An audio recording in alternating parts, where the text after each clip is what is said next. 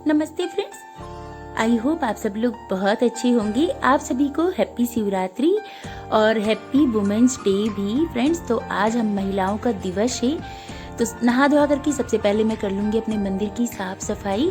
इसके बाद मैंने पहन लिया है साड़ी, क्योंकि आज शिवरात्रि है तो साड़ी पहन करके मुझे पूजा करनी थी, इसलिए मैंने साड़ी बदल लिया है। घर में मैं सबसे पहले करूँगी पूजा, इसके बाद मैं जाऊँगी मंदिर, क्योंकि हमारे यहाँ पर ना सबसे पहले घर में पूजा किया जाता है, फिर ही आप कहीं बाहर पूजा कीजिए, तभी बोलते हैं कि पूजा लगती है। तो बाहर गमले में मैंने रखा है छोटा सा शंकर जी, तो इनके ऊपर भी मैं जल, फूल, अक्षत सभी चीज़ें अर्पित करूँगी, दूध वगैरह। हमारे यहाँ पर घर के अंदर शिवलिंग नहीं रखते हैं, इसलिए मैंने बाहर रखा है गमले में इस तरह से शिवलिंग, और इसकी कर लूँगी पूजा, दिया बाती सब कुछ अच्छे से करूँगी। इसके बाद मेरी फ्रेंड आ गई है मुझे बुलाने के लिए, क्योंकि हमें जाना है मंदिर और समय हो गया 9:30, तो थोड़ा सा लेट हो गया था। फ्रेंड्स, मंदिर में काफ़ी ज़्यादा भीड़ थी, 1 घंटा लाइन लगने के बाद हम लोगों ने किया पूजा, लेकिन पूजा बहुत अच्छे से हो गया। तो चलिए, आज वुमेंस डे है ना, तो वुमेंस वाला कुछ काम कर लेते हैं, सुपर वुमेन बन जाते हैं आज हम। तो देखिए फ्रेंड्स, मेरे हस्बैंड गए हुए हैं, बाहर गए हैं ऑफिस के काम से, 3-4 दिन उनको हो गए हैं गए हुए, तो मैं और मेरा बेटा हम अकेले ही है। अभी मंदिर से, जैसे आज मेरा व्रत है ना, तो मैं सभी चीज़ों को अच्छे से साफ सफाई करने के बाद ही यूज़ करेंगे। तो सबसे पहले मैंने मटके को धो दिया है, इसके बाद मैं इसमें डालूंगी पानी। तो ये देखिए फ्रेंड्स, ये 20 लीटर वाला पानी का बॉटल है, और इस पर थोड़ा सा पानी ही मैंने यूज़ किया था, बाकी का पूरा पानी बचा हुआ था, तो इसे मैं फिल कर दूंगी। हम लड़कियां या फिर हम औरतें चाहें तो कोई भी काम कर सकती है, हमें किसी के ऊपर डिपेंड होने की बिल्कुल भी आवश्यकता नहीं है। वुमेंस डे के दिन मैं आप सभी के साथ बस यही कहना चाहूँगी, हमें खुद के ऊपर खुद से ज़्यादा विश्वास रखना है। जब आप खुद के ऊपर विश्वास रखेंगे ना, तो हर काम आप खुद से कर पाएंगे, ऐसा मेरा मानना है। आप लोगों का क्या कहना है, कमेंट करके ज़रूर बताइएगा।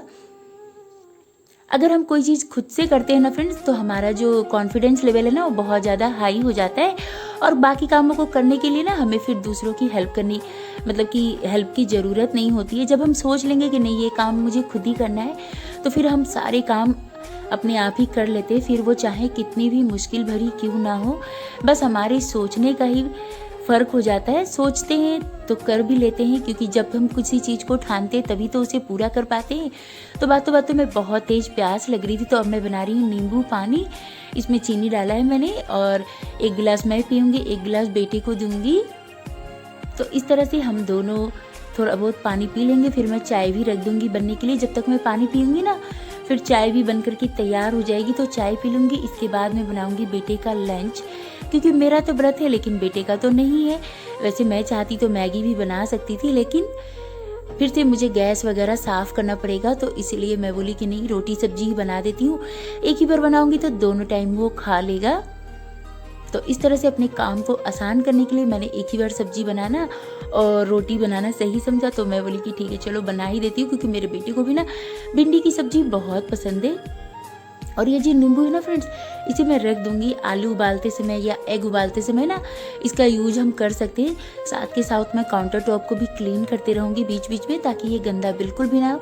अब मैंने रख दिया है चाय बनने के लिए, तो जो नया पैकेट है ना, मैं उसी का यूज़ करूँगी, या फिर जिस बड़े डब्बे में मैं रखती हूँ ना स्टोर करने के लिए सामान, उसी से यूज करूँगी। जो डेली बेसिस पर मैं यूज़ करती हूँ, उससे मैं नहीं लूँगी चाय, चीनी और चाय पत्ती। तो चलिए अब बैठ करके मैं पी लेती हूँ नींबू पानी। नींबू पानी पीने से बहुत ज़्यादा रिलैक्स लगता है, और ऐसा लगता है ना कि पूरी एनर्जी जैसे वापस सी आ गई है। तो नींबू पानी पीने के बाद थोड़ी देर बाद मैंने पी लिया चाय। इसके बाद मैं आ गई हूँ सीधा किचन में। चाय पीने के बाद ना बहुत ज़्यादा मैं एनर्जेटिक फील हो गई फ्रेंड्स। व्रत में ना बस मैं मूंगफली और चाय ही पीती हूँ, और पूरा दिन मैं ऐसे ही रह लेती हूँ, और भी मैं और कुछ भी नहीं खाती हूँ, इसलिए मैंने कुछ भी नहीं बनाया है व्रत करने के लिए। व्रत में मैं कुछ भी नहीं खाती फ्रेंड्स, इसलिए मैंने कुछ भी नहीं बनाया। अब मैं बनाऊंगी बेटे का खाना। तो लंच में मैं आज बना रही हूँ भिंडी की सूखी भुजिया, और बनाएंगे हम पराठा। बेटे को वही खाना था, और मेरे घर में ना बेटे को भिंडी बहुत ज़्यादा पसंद है, मेरे दोनों बच्चों को भिंडी बहुत पसंद है। तो इस सीजन की पहली भिंडी मैं बना रही हूँ। वैसे थोड़े दिनों में तो भिंडी, लौकी यही सब खाने को मिलेगा। अच्छा, आप लोगों के यहाँ ठंडी सी हो रही है क्या फ्रेंड्स? हमारे यहाँ तो बहुत ज़्यादा हवा चल रहा है और हल्की हल्की सी ठंडी सी भी लगती है। ऐसा लगता है ना जैसे ठंड वापस ही आ गया है, बट ठंड वापस नहीं आया है। अच्छा सा मौसम हो रहा है, बस शाम को थोड़ा बहुत ज़्यादा हवा तेज चलता है ना तो ठंडी सी लगती है। देखिए इस तरह से 7 से 8 भिंडी एक ही बार में लेकर के कट करेंगे ना तो बहुत जल्दी जल्दी भिंडी कट जाती है। इसको काटने में ज़्यादा समय बिल्कुल भी नहीं लगता। भिंडी को मैंने कल रात ही अच्छे से धोकर के पानी मैंने रख दिया था गरने के लिए। इसके बाद मैंने भिंडी को रख दिया था फ्रिज में। तो अब मैं इसे कट कर लूँगी। इस तरह से जब भिंडी सूख जाती है और फिर आप इसे कट करते हैं ना तो बिल्कुल भी चिपचिपी सी नहीं रहती। देखिए भिंडी बिल्कुल भी चिपचिपी नहीं हो रही है। और अगर आपकी भिंडी चिपचिपी है ना तो आप नाइफ के ऊपर थोड़ा सा नींबू लगा ले, इसके बाद भिंडी को कट करें। इससे ये बिल्कुल भी चिपचिपी नहीं होती है। तो सारी भिंडियाँ मेरी कट करके तैयार हो गई। विदिन 6 से 7 मिनट में ना आप भिंडियों को कट कर लेंगे। तो इस तरह से 6 से 7 भिंडियों को एक बार में ले और इसे कट कर ले। बस आपको ध्यान ये रखना है कि किसी भी भिंडी में कीड़े ना हो, तो थोड़ा सा ध्यान देना पड़ेगा। तो चलिए भिंडी कट गया तो फटाफट से बना लेते हैं भुजिया। इसको छौंक लगाते हैं, हमारे यहाँ पर छौंकना ही बोलते हैं। तो सबसे पहले गैस के ऊपर मैंने लोहे की कढ़ाई रखी, इसमें डाला सरसों का तेल। तेल गर्म हो गया तो मैंने जीरा और सूखी लाल मिर्च डाल दिया, थोड़ी सी डाली है हींग, और कुछ भी मैं नहीं डालूंगी। सिंपल सी भुजिया बनाऊंगी बेटे के लिए। भिंडी डालेंगे कढ़ाई में, पहले तेल को अच्छे से फैला लीजिएगा, इससे भिंडी बिल्कुल भी चिपकेगी नहीं। 2-3 मिनट के लिए भिंडी को हाई फ्लेम पर भुनेंगे। और साइड में मैं यहाँ पर लगा रही हूँ पराठे का आटा। तो जिस तरह से आप रोटी का आटा लगाते हैं ना, बिल्कुल उसी तरह से पराठे का आटा लगाएंगे। 10 मिनट रेस्ट कराएंगे। और देखिए 2-3 मिनट के बाद हम इसमें डालेंगे कुछ मसाले। तो नमक डाल दिया, हल्दी डाल दिया और थोड़ी सी लाल मिर्ची का पाउडर डाला है। थोड़ा सा हम इसमें डालेंगे चाट मसाला, चंकी चाट मसाला, इससे बहुत ज़्यादा चटपटी हो जाएगी।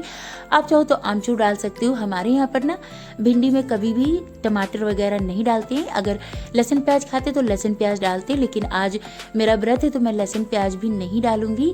और इसे ढक ढक करके अब हम भिंडी को तब तक पकाएंगे जब तक भिंडी अच्छे से कुक नहीं हो जाती, बिल्कुल सॉफ्ट नहीं हो जाती। तो यहाँ पर मैंने सबसे पहली रोटी बना दी है गाय की रोटी निकालने के बाद मैं बनाऊंगी बेटे के लिए पराठा। तो बस 3 ही पराठा मैं बनाऊंगी, क्योंकि बेटा मेरा 3 ही पराठा खाएगा। सुबह भी उसने कुछ भी नहीं खाया था, बस नींबू पानी का शरबत ही पिया था। तो चलिए फटाफट से बना लेते हैं पराठा। और साइड में मेरी भिंडी भी बनकर के तैयार हो रही है। तो इस तरह से देखिए विदिन 15 से 20 मिनट में ना मैंने अपने बेटे का लंच बना करके तैयार कर लिया। बस काम को हमें सोचने में ही ज़्यादा भारी लगता है कि हाँ हमें ये काम करना है, हमें ये काम करना है। जब करने लगो तो समय बिल्कुल भी नहीं लगता है। तो मैंने यहाँ पर 3 पराठे बना लिए। एक पराठा एक्स्ट्रा बना करके मैं रख दूँगी कि कभी अगर बीच में बेटे को भूख लगी या फिर जैसे मेरी बिल्ली आ गई, कोई भी आ गया तो मैं उसे दे सकती हूँ। तो बीच बीच में हम भिंडी को भी चलाते रहेंगे ताकि वो नीचे से जले नहीं।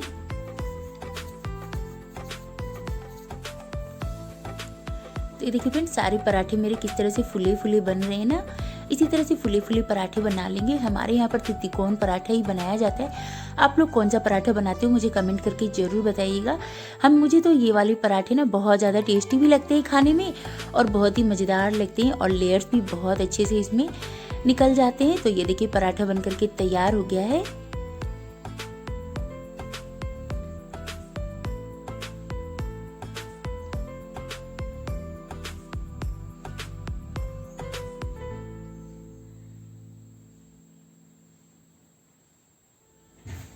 सारे पराठे बनकर के तैयार हो गए हैं। तो अब मैं एक बार कर लूँगी किचन काउंटर को फिर से क्लीन, क्योंकि साथ के साथ अगर ये सारे काम करते जाइए तो बिल्कुल भी समय नहीं लगता फ्रेंड्स, और बाद में फिर आलस भी बहुत ज़्यादा आ जाता है।